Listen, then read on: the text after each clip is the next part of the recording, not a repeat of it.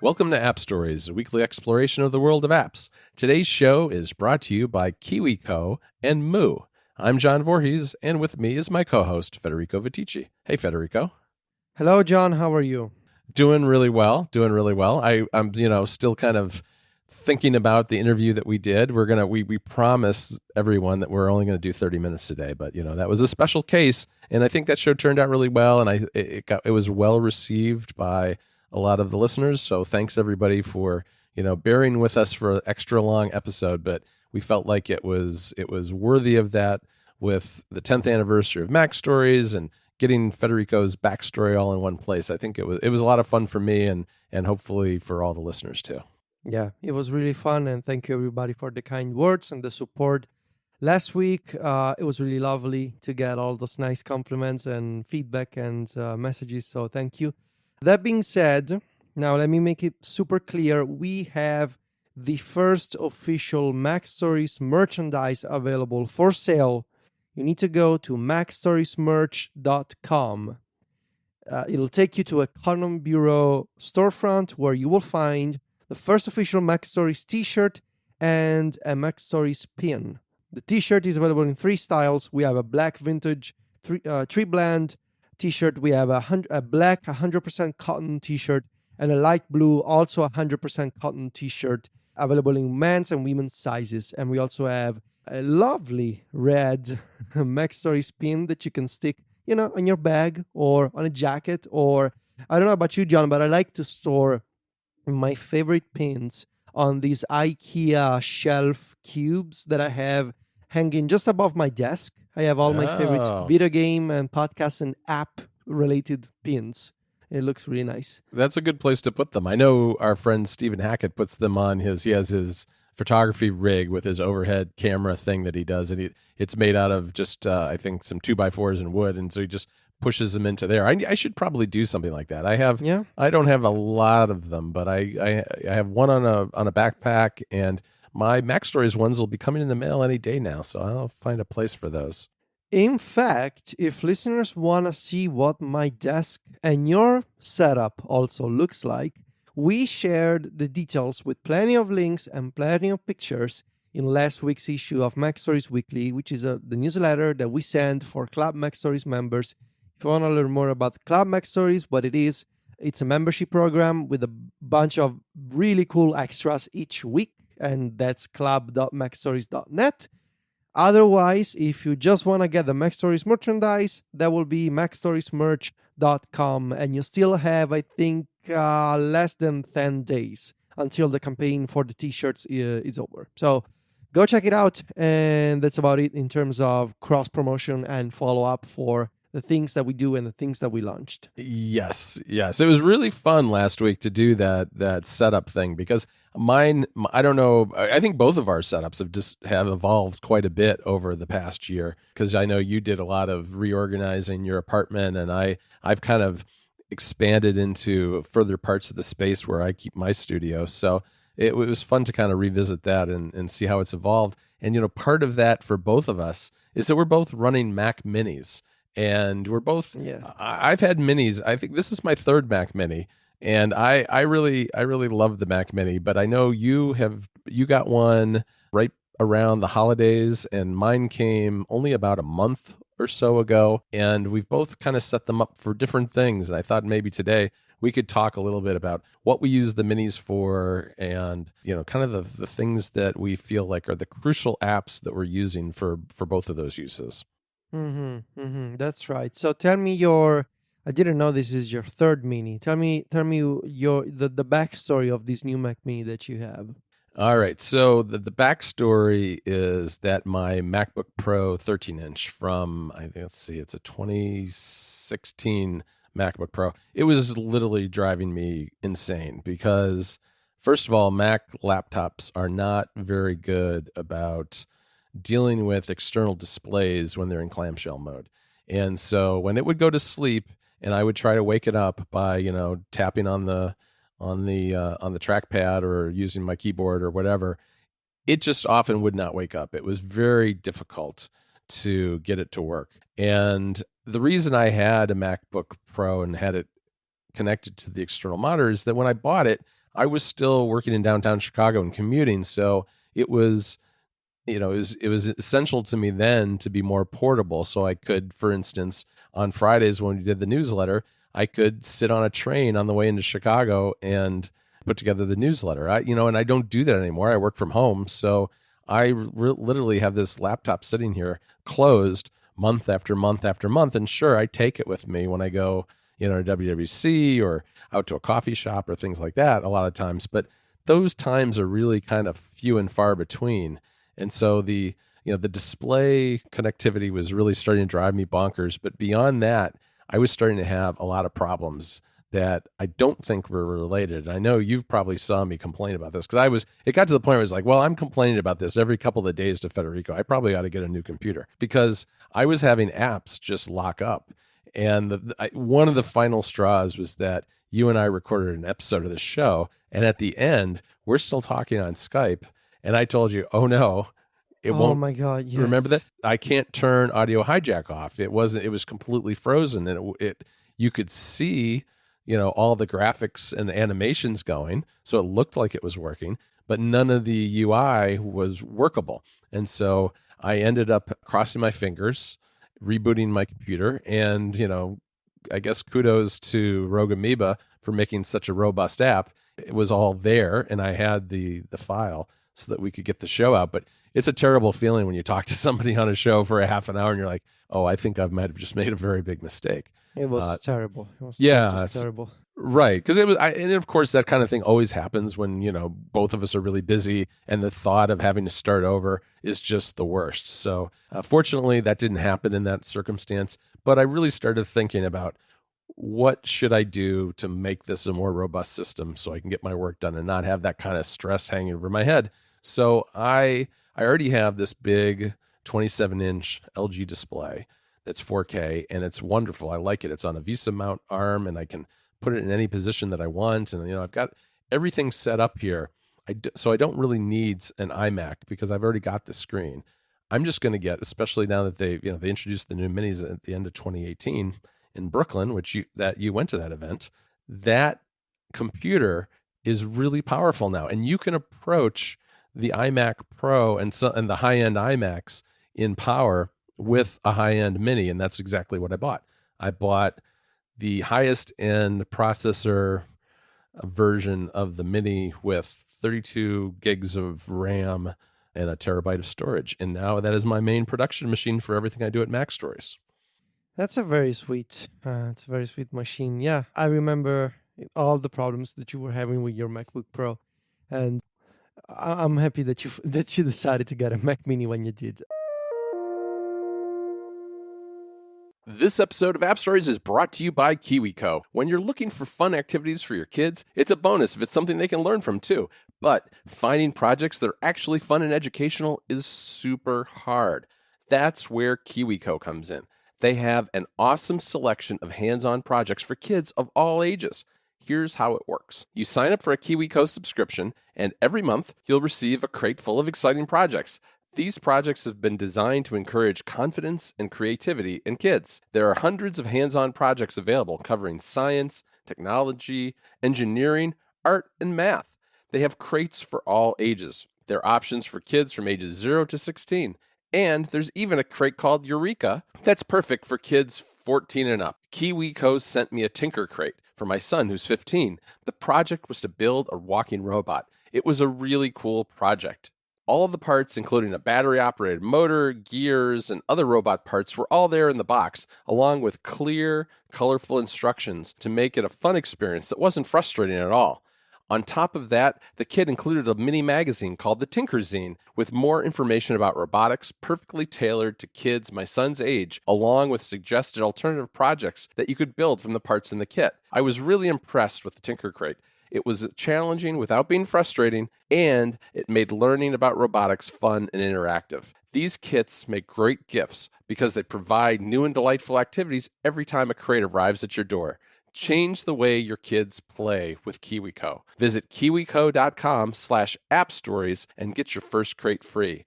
That's kiwico.com/appstories for your first crate free. KiwiCo is a great way to encourage learning in a way your kids will enjoy. That URL one more time is kiwico.com/app stories. Our thanks to KiwiCo for supporting the show.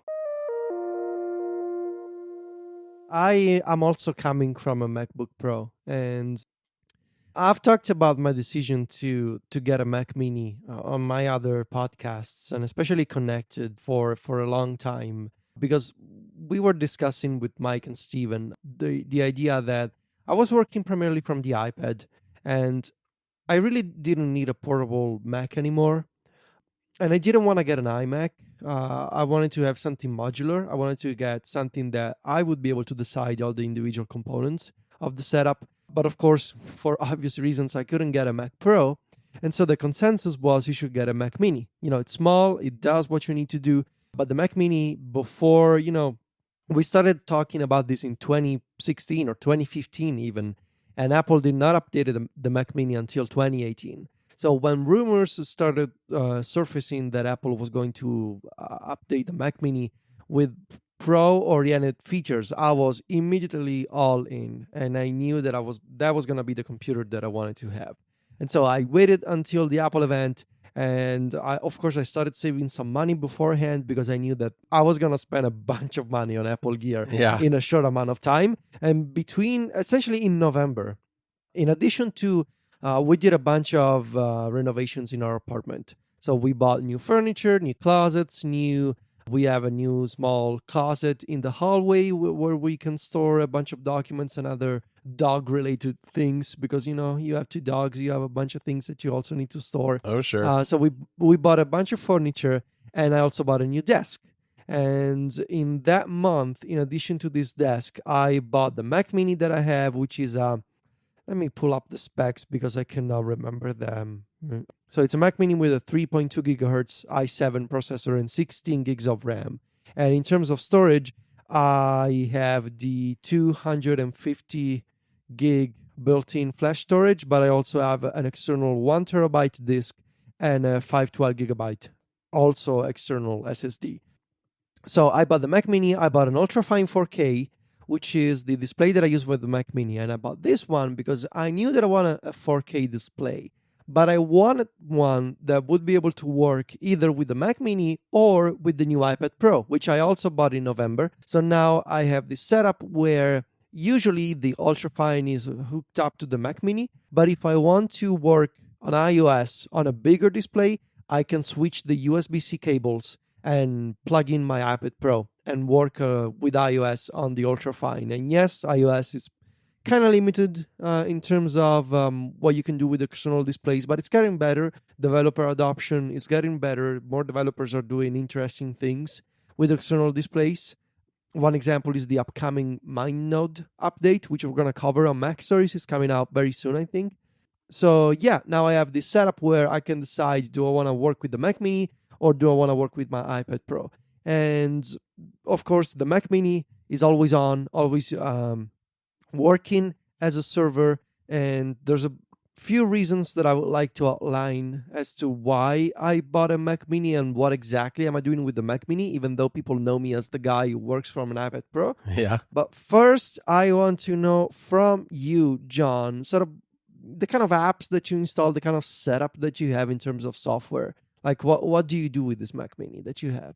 All right. So before I get to that, I do want to mention, too, the other thing that has been wonderful about having a Mac Mini is having more ports, because trying to keep things hooked up to a MacBook Pro, I was using hubs and that sort of thing. But if anybody's read any of Federico's writing about hubs, you know that it's kind of it's a big bag of hurt, as Steve Jobs would say, because there's no perfect hub out there. There are some that are pretty good, but there are a lot that aren't so great. And it's nice just to have all that stuff baked in. And you're right, those full screen iOS apps on a big screen like that is pretty cool. I actually have, my Mini is hooked up with HDMI to my display. I have a separate DisplayPort cable that's connected to USB-C, and I just leave that sitting kind of always connected to the display behind it, and I can just plug that into my iPad Pro and do kind of the same thing you do. I don't do it a lot, but I have started to do that more. And as you said, there are more apps coming all the time that support that. And I read Yeah. that during NAB, which is the big broadcasters conference that happened in Vegas a couple of weeks ago, that LumaFusion is coming to external monitors as well, which I think that's like a perfect use case for that, right? Because I know iMovie already does that sort of thing, but having LumaFusion, which is more of a pro version, is going to be really, really fantastic. Yeah.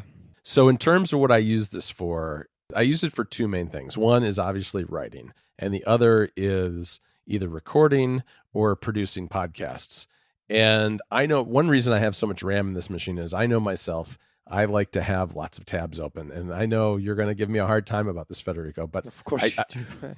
I have lots of tabs open sometimes. I've been really good lately since I got the Mini, but Sure. but you know, Safari can really eat up memory if you have like 30 or 50 tabs open.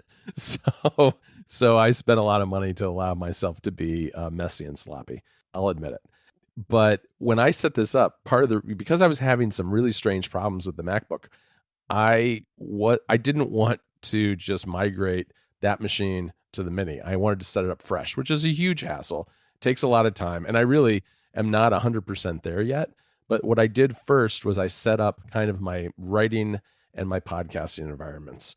And to even get to that stage, though, is there's a whole class of apps that are fundamental to all the services and other things and software that I use. And first and foremost is 1Password and Dropbox, because I store so much of my stuff that you and I collaborate on in Dropbox. And I need 1Password to validate the licenses for all the other software I use.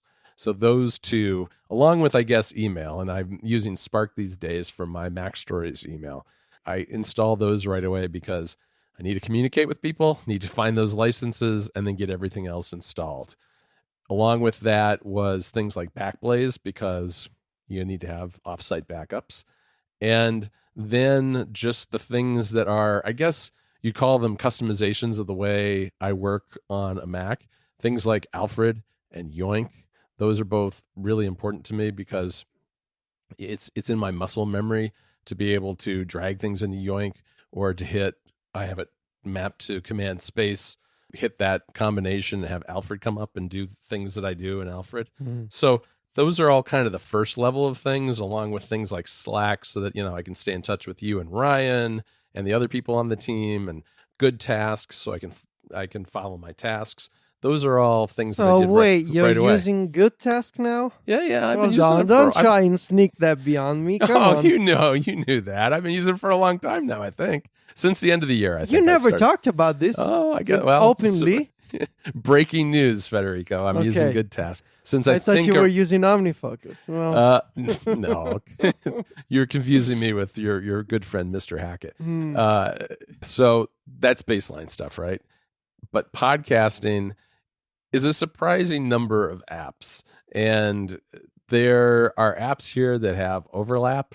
And I've talked about some of them before, so I'll run through them fairly quickly. But despite the fact that there's overlap, I use them all for different things, and that's why I have them all. One is Audio Hijack. That's what I record with. So all the files are being recorded through Audio Hijack with a backup with QuickTime, but that's built in. Of course, you have Skype, and that's another one where it's like, okay, I have Skype installed, but I better have 1Password close by so I can get my, log into it.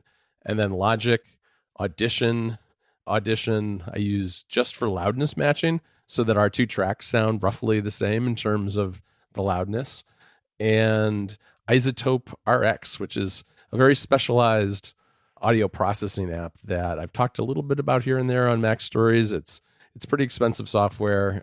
It does an incredible job of making us sound good. It's tuned to the environments of our two recording spaces, which is really cool, so that no matter what, I just, I set that up, and with the new Mini, it just like grinds right through those files a lot quicker, which has been a lot of fun to kind of watch. And then, Forecast, Marco Arment's app for transcoding to MP3 and adding metadata to a podcast. Better Touch Tool, because I've got all these gestures that I use on the trackpad to edit in Logic without having to touch the keys as much. And then Sound Studio, I really don't need, but it has a really easy function for mixing stereo files to mono, and you always send me a stereo file, and we release the show in mono. So I always have to convert your file every week. Writing's a whole nother story, but there's not as much going on there because it's just a matter of like having Ulysses. Not much going on. I see 2 text editors already. Well, I do. I have Ulysses, which I do a lot of the original writing in, and IA Writer, which I use for kind of writing that's not going up on the site, and also for editing other people's things. When we save up to GitHub, I will open those files in IA Writer and edit them there. So I have a GitHub desktop client as well, which is an awful Electron app. It's probably one of the best Electron apps out there, which isn't saying much, but it is Electron. And Grammarly, which checks your grammar. It's a nice double check on writing before I post it somewhere, because it'll find mistakes of grammar and like if you missed a comma, that sort of thing. And I don't know, Trello's another one, that's more just to organize things like the newsletter every week, and Reader to find links to put in the website. There's just a whole bunch of little things that it takes a while to get it all set up. But now that I'm there, I'm mostly there. There's still things that I haven't installed as many of the automation apps yet, like Hazel, because I actually have it running on a separate Mini. So most of those rules are being taken care of themselves, because a lot of them are on things like Dropbox. They're affecting folders on Dropbox, so I don't have to necessarily have it running on all my Macs. So, but I'm still getting there, but I've got a little ways to go. This episode of App Stories is brought to you by Moo.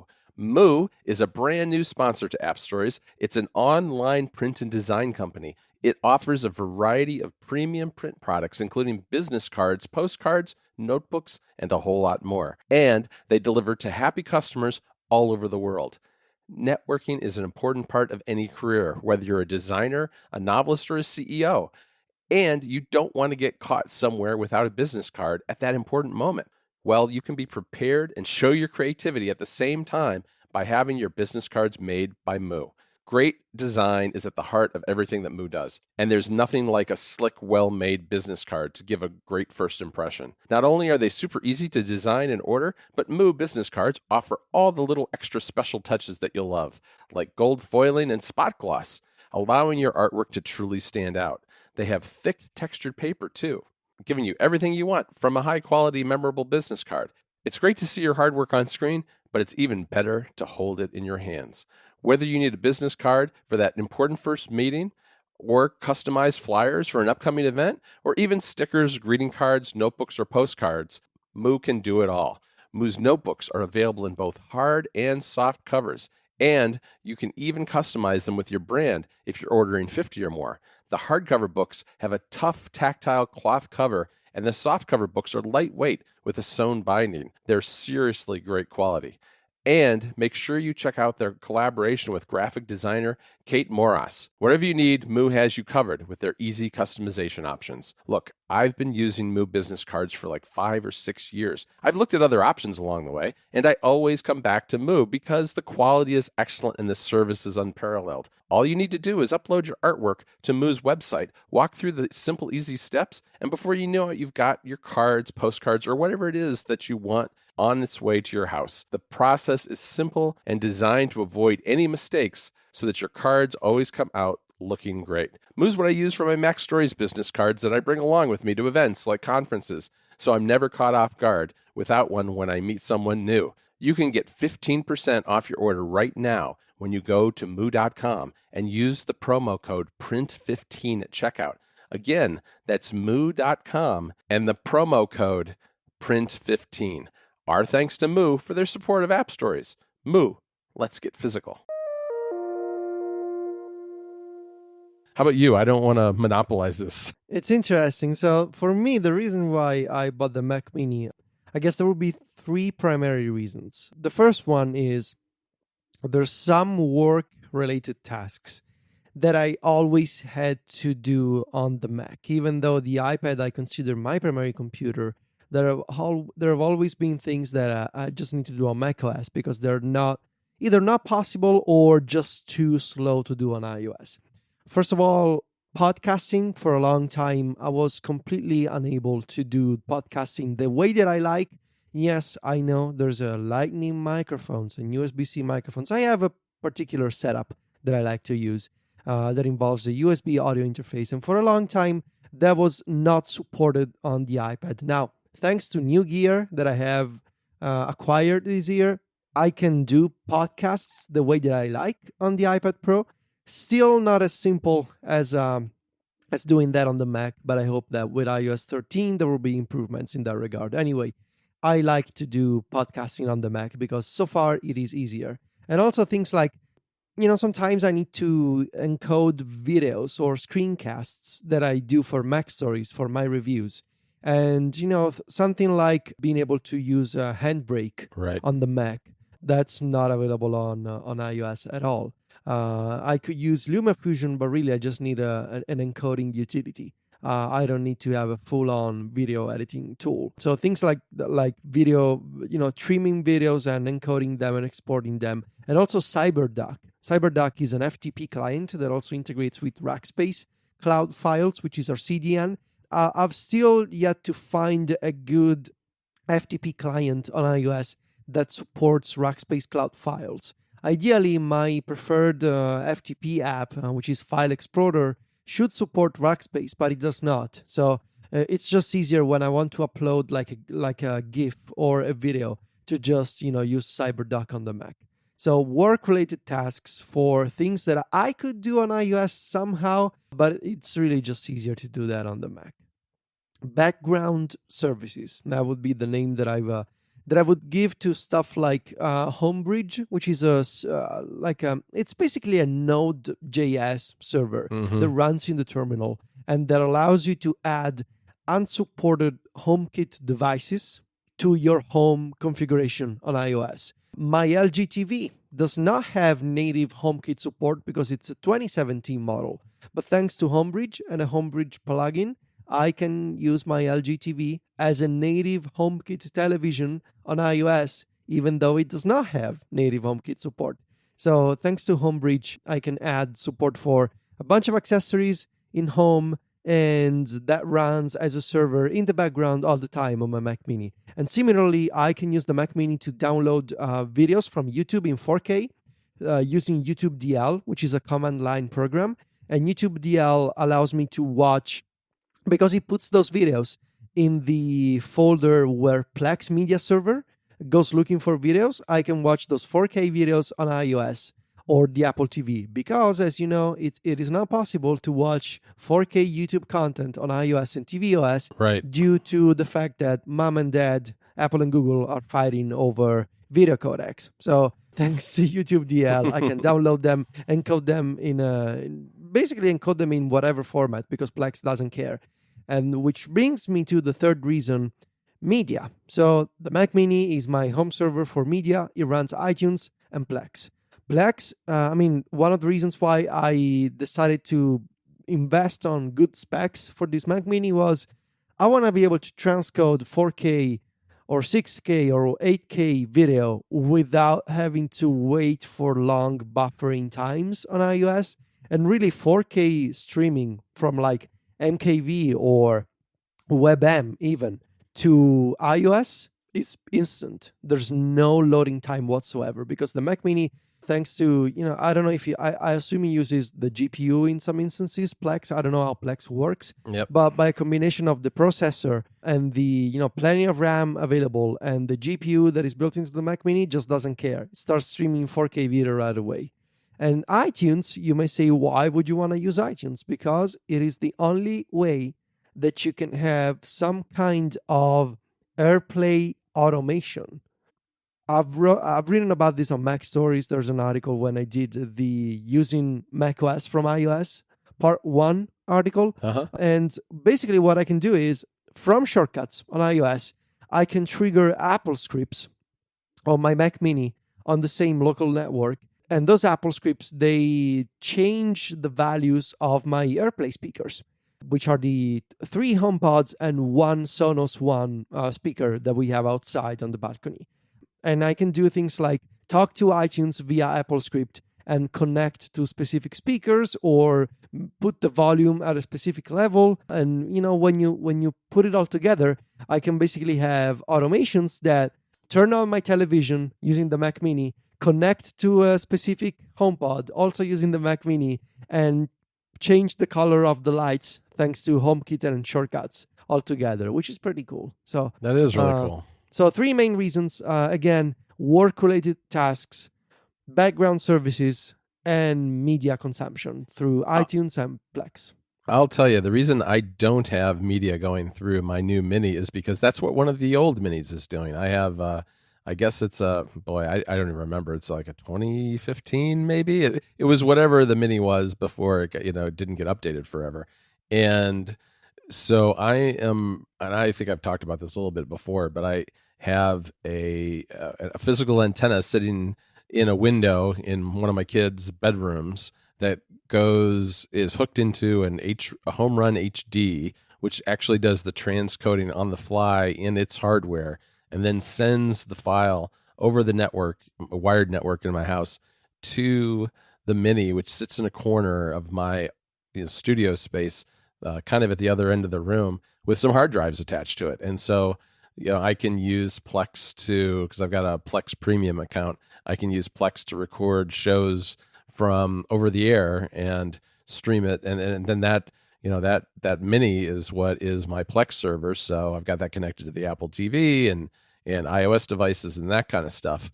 And it works pretty well for that, even though that one, it doesn't have the same great specs, and it's got much less storage, much less RAM, but it really doesn't do much of anything anymore. Last summer, I used it as my test Mac for testing Mojave because I didn't want to mess up my main Mac. Now I think that role will be taken over by the MacBook Pro once we have a beta of the next version of Mac OS. And I'm going to try. I mean, that's part of the other reason of getting the new Mini was, okay, I still have this MacBook Pro, which is a good computer. It's a powerful computer. I can use this as my test bed for more of the beta software that I'm testing because, it's one thing to put a lot of apps from test flight onto an iOS device where they're all kind of very neatly sandboxed and don't really have a way to mess with each other. It's a totally different thing once you're doing that on a Mac and you've junked up your drive and they're dropping all sorts of little files all over your system. It's just kind of a recipe for having problems with your Mac in the future. So I'm going to try to avoid that by using the MacBook Pro for that more often than not in the future.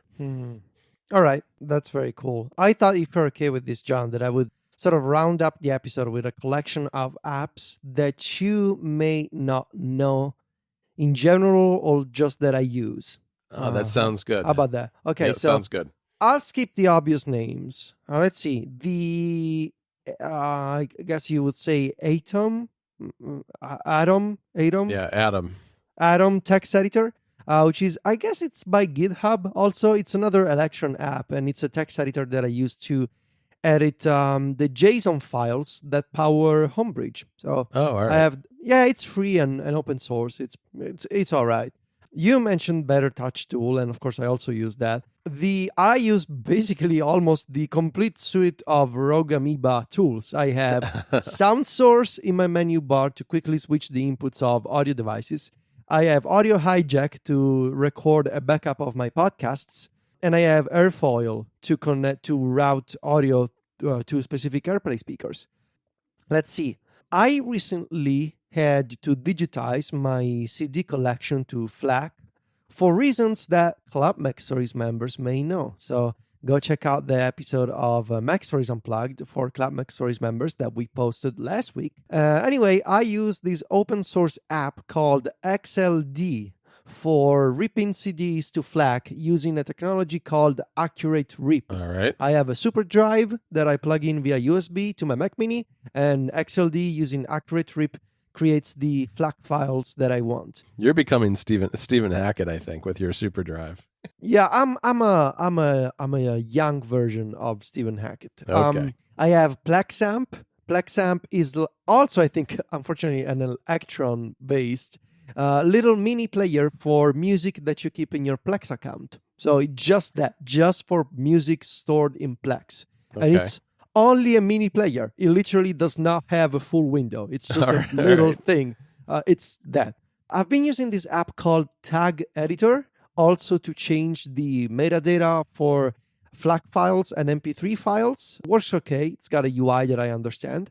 And finally, UI Browser. This is a super nerdy and advanced Mac app to basically, if you do any kind of GUI scripting, which means you're using AppleScript to control the Aqua interface of macOS, it's a very ugly and hacky way to automate the Mac.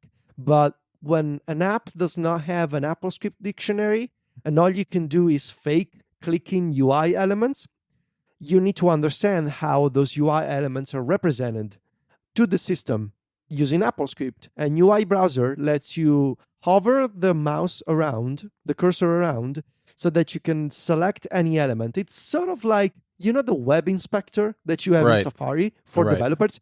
It's sort of like that, but to inspect the interface of the Mac. And it gives you, it gives you an AppleScript representation of how, for example, a button in a toolbar should be described. To give you an example, you can just basically hover the cursor around and select something. So, for example, if you want to, and this is super ugly, but let's say that you want to select the accessibility tab of system preferences, you would say, tell application system events, tell window 1 of application process system preferences, select table 1 of scroll area 1, select row 16, stuff like this. Wow. It's ugly, but it works. And, that's really cool, though. I'd never come across that app, and that's one of the hardest things when you're trying to script a UI is figuring out how to deal with coordinates and all how that stuff is described. Yeah.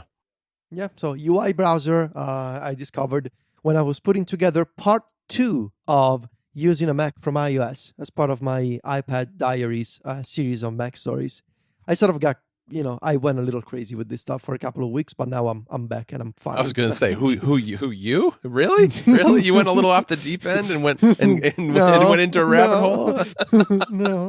That's right. These are the times when I just don't hear from Federico for a couple of days, it seems like. And I think, well, he's up to something.